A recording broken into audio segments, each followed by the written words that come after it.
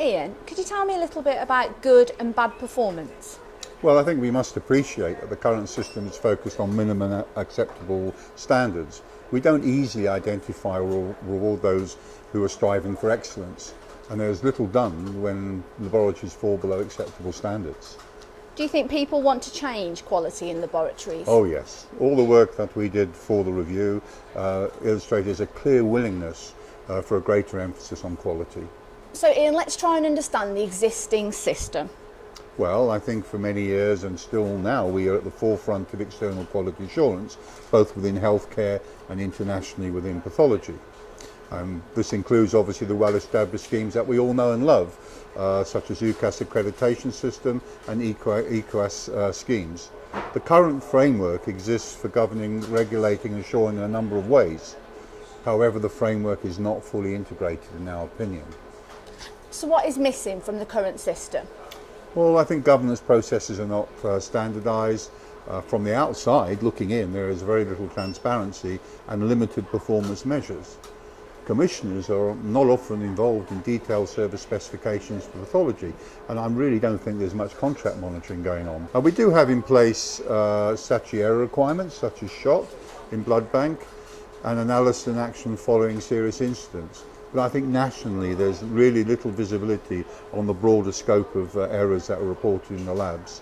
Labs have a duty to report errors and unsatisfactory performance to the MHRA, for instance, but is it really happening? So David, what would you expect to see in a laboratory that has got ISO 15189 at the centre of its activities? Okay, three things. Firstly, I'd expect to see a quality system that is in operation all the time, not just when CQC or UKAS come to inspect. Yeah.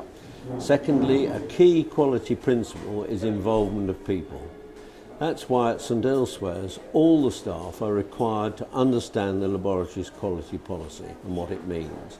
Thirdly, I'd expect to see evidence that the user's requirements are being met.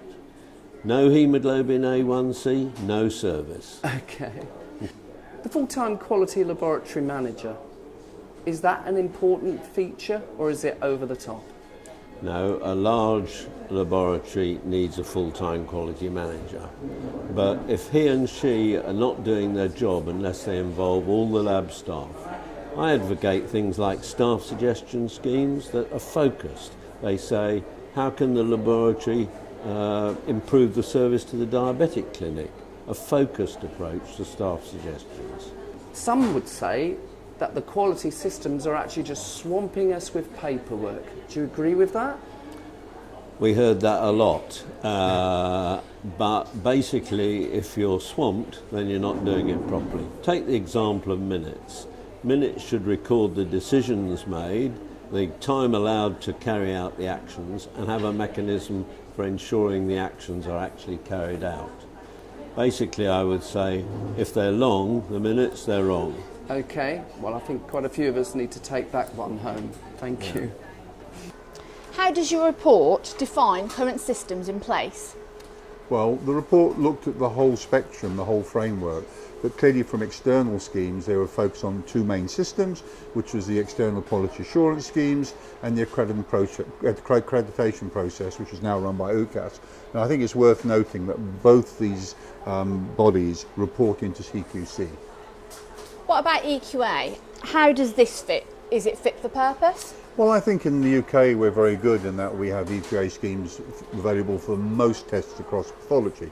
But there are some things that probably are not right. For instance, until recently anyway, there's been little emphasis on pre and post analytical phase. It's mainly been about the analytical phase. And the definition of poor performance is not standardised across the schemes. I think in this sense it's worth emphasising that there is inconsistency in the way the many schemes are run across the country. Although EQAS schemes are supposed to be accredited to ISO 17043, many of them have different criteria in terms of how tough they are. So, and participation by laboratories, of course, is still voluntary, although now it's become a requirement for UKAS accreditation. Padma, what difference is MALDI-TOF making to microbiology?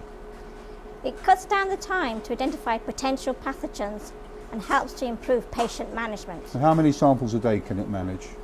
You can do up to 150 samples on a busy day, but we can do more as well.